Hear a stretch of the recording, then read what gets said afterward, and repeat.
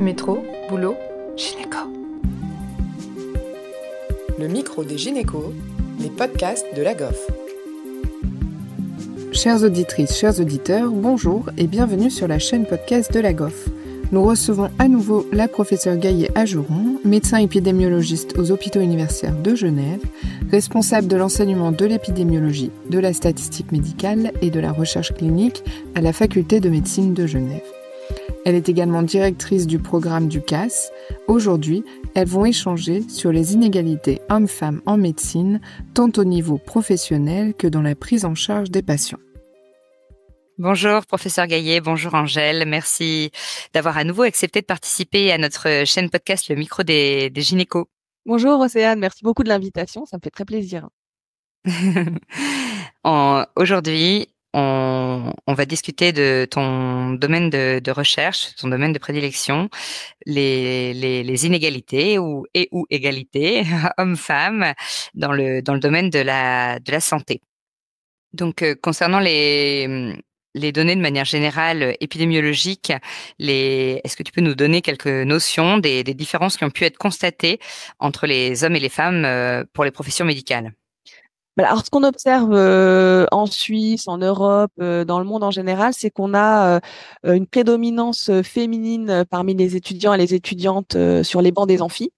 Donc, on a vraiment ce 2/3, 1/3 d'étudiantes dans nos amphithéâtres. Et puis, finalement, ce qu'on observe, c'est qu'on observe ce phénomène qui s'appelle en anglais le leaky pipeline. C'est-à-dire qu'on a une majorité de femmes pendant les études. Et puis, au fur et à mesure, quand on regarde la proportion de femmes dans des positions de leadership, des positions de chef de service, des positions de professeur à la fac, etc. Et bien là, on a très très nettement moins de femmes. Donc par exemple sur les données, des données suisses, je vais parler sur des données locales, mais je suis sûre qu'on trouve à peu près les mêmes résultats. Parce que j'avais vu des résultats français qui étaient à peu près similaires.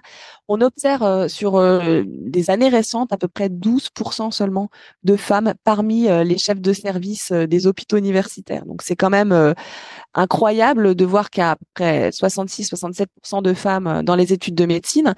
Alors bien sûr, c'est assez récent, c'est les 10-15 dernières années, mais bon, on observe seulement que 12% de femmes parmi les chefs de service. Donc ça, c'est un peu un souci. Et puis quand on regarde également au niveau des postes académiques de leadership, alors très très nettement, on a nettement moins de femmes rectrices que d'hommes recteurs.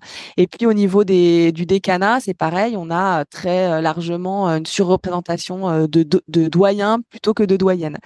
Et puis dans les rangs professoraux, en Suisse, en fait, il existe différents niveaux de professorat. On commence par être professeur assistante, ensuite professeur associé et puis professeur ordinaire. Et parmi les professeurs ordinaires, on a seulement que 20% de femmes sur les années récentes. On a un peu plus une proportion un peu meilleure sur les premiers rangs en fait du professorat. On a près 47% de femmes professeurs assistantes ou professeurs associés. D'accord, oui, c'est sûr que c'est des chiffres relativement surprenants. Est-ce qu'on parvient à trouver des explications à ces disparités? Alors, c'est vraiment multifactoriel, en fait. Il y a différents facteurs qui permettent d'expliquer ce phénomène. Déjà, à commencer par la difficulté à mener une carrière médicale, professionnelle et à combiner avec une vie de famille.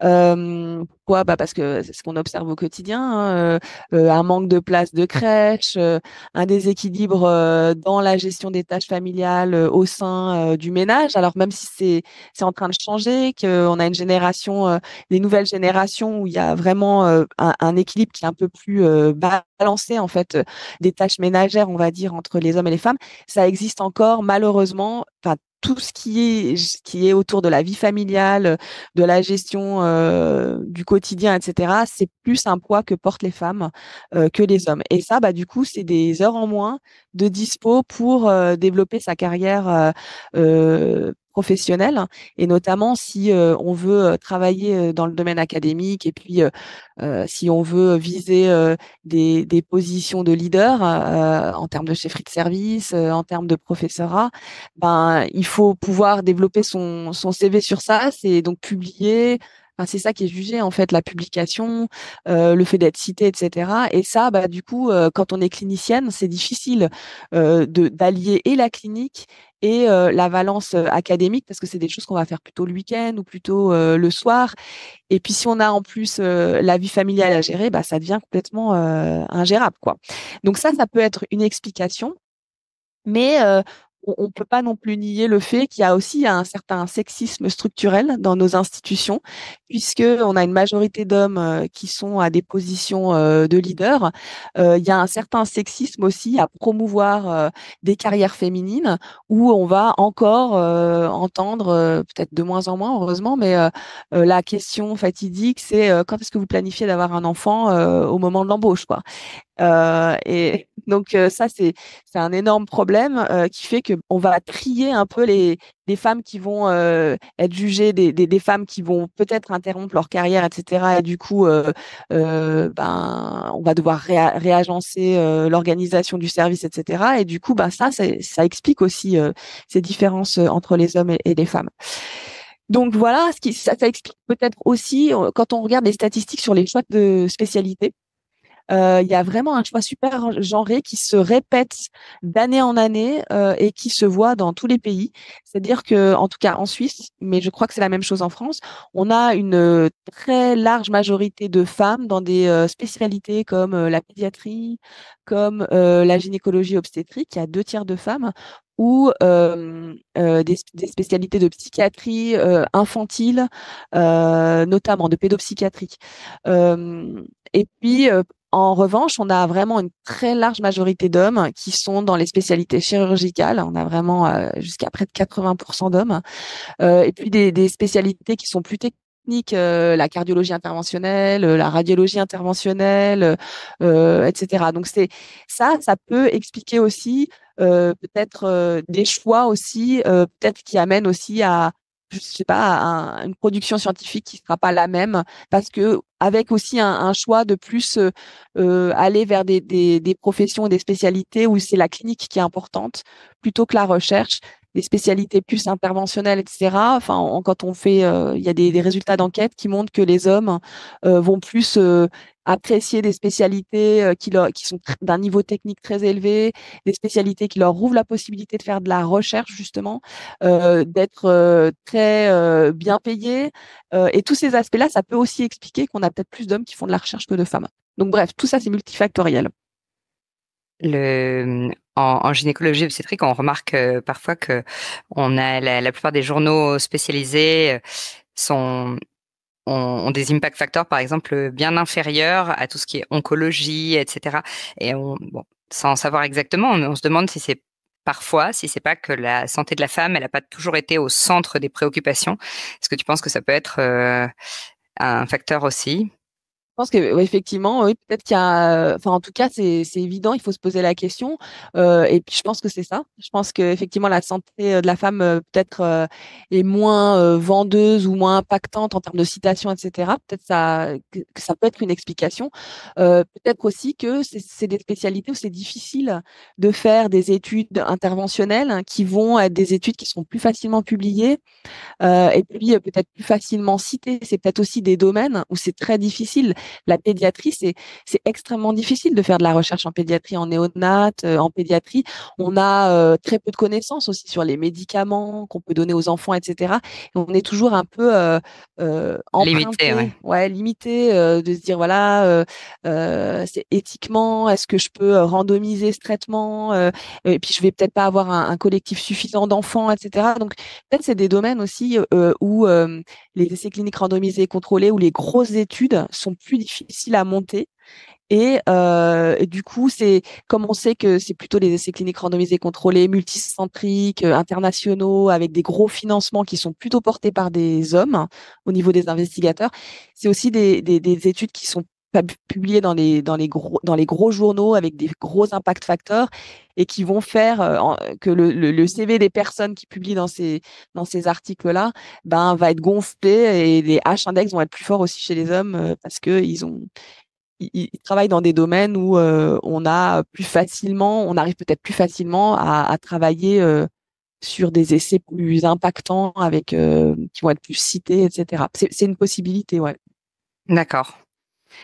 Et concernant les données de santé, les inégalités entre les hommes et les femmes, de manière un petit peu succincte, est-ce qu'il y a des notions qu'on pourrait faire passer à nos orateurs? Ouais. En fait, les inégalités de genre ou de sexe dans la santé, c'est vraiment un aspect qui est très important à étudier.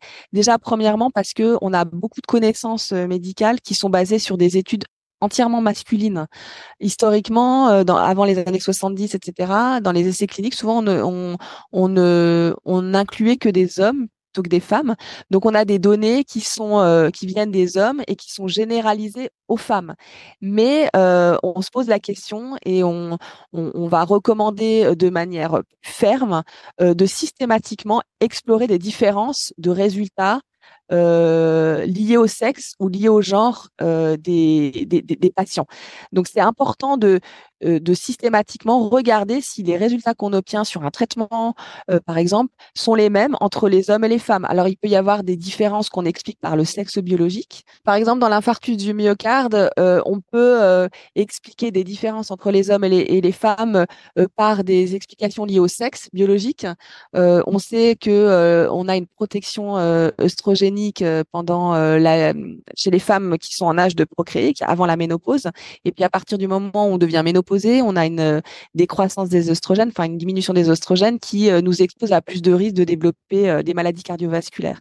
Donc cet effet du sexe, il est connu et il est intéressant à vérifier, mais il y a également une composante genre qui s'ajoute à l'effet du sexe et des différences entre les hommes et les femmes qui sont expliquées par le genre, qui a une construction plus sociale, avec notamment, par exemple, des présentations qui sont différentes entre les hommes et les femmes de l'infarctus du myocarde.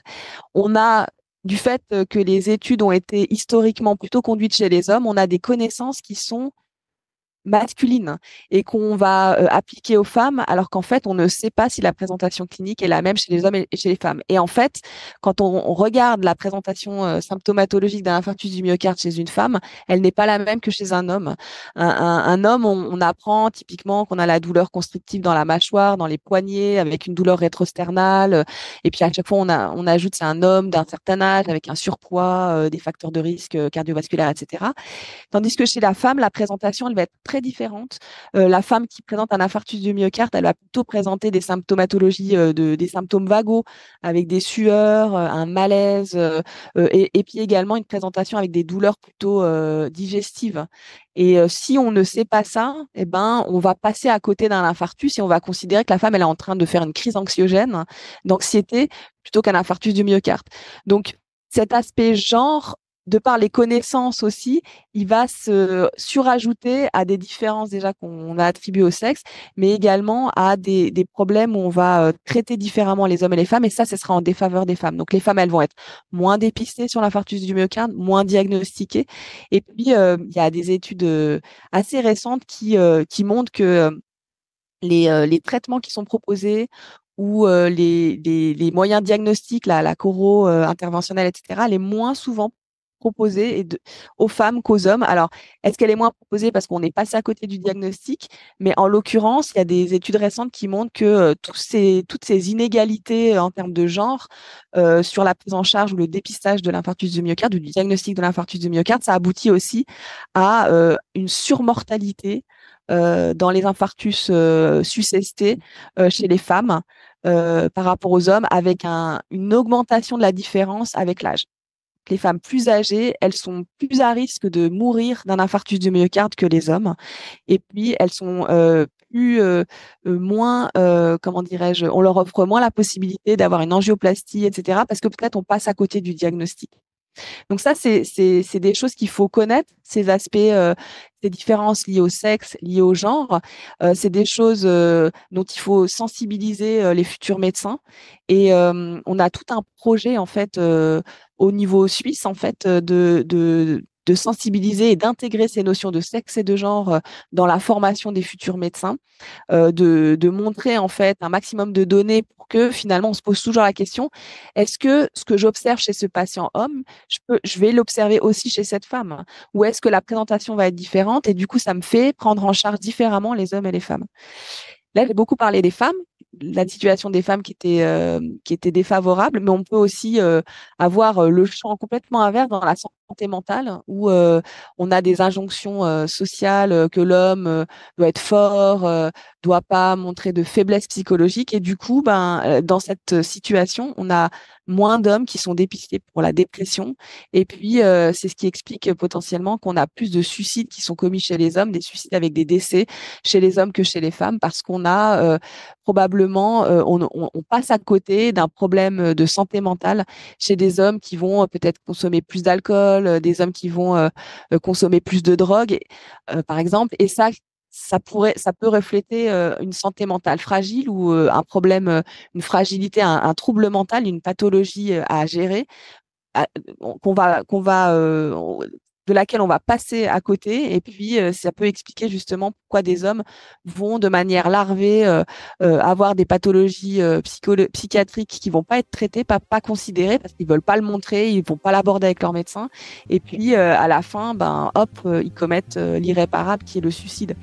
Donc, ces inégalités de sexe et de genre dans le domaine médical, il faut vraiment l'avoir en tête pour justement que nos patientes et nos patients soient pris en charge de la même façon, et qu'on regarde les problèmes avec une lentille genre, une lentille sexe, de manière un peu systématique. Ça me paraît être un très bon take-home message. Merci beaucoup, Angèle, pour cet épisode. Merci beaucoup à toi, Océane, et à l'équipe. Merci à tous de nous avoir écoutés aujourd'hui. Rendez-vous la semaine prochaine pour un nouvel épisode.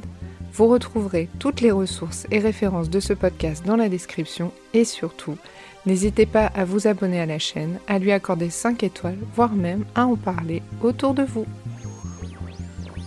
Métro, boulot, Gynéco.